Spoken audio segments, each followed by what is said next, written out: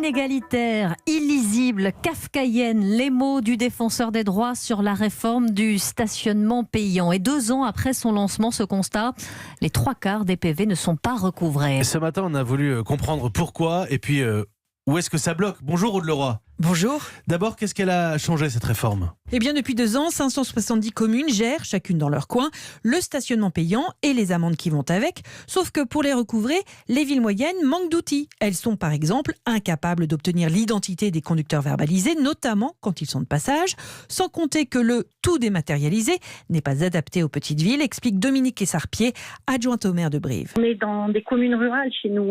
Il y a des gens qui n'ont pas encore un accès facile à Internet. Et puis il y a aussi des gens qui n'ont pas de carte bleue. Et donc du coup, c'est extrêmement compliqué de faire les contestations et d'utiliser les moyens qui sont mis en place actuellement. Et pour pouvoir contester, justement, Aude, il faut avoir payé l'amende avant. Oui, et c'est injuste pour certains. Prenez les personnes handicapées, pour qui le stationnement est gratuit. 17 000 PV ont pourtant été dressés en 2 ans. Même injustice pour ceux dont la voiture a été volée ou la plaque d'immatriculation usurpée. Et pour ne pas avoir à payer l'amende avant de la contester, eh bien, il va falloir changer la loi.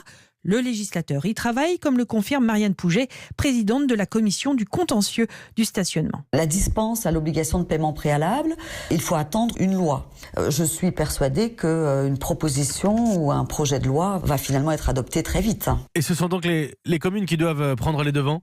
Oui, chacune peut remettre des eurodateurs avec monnayeur ou encore ouvrir un guichet avec une personne physique pour les réclamations, comme l'a décidé Périgueux.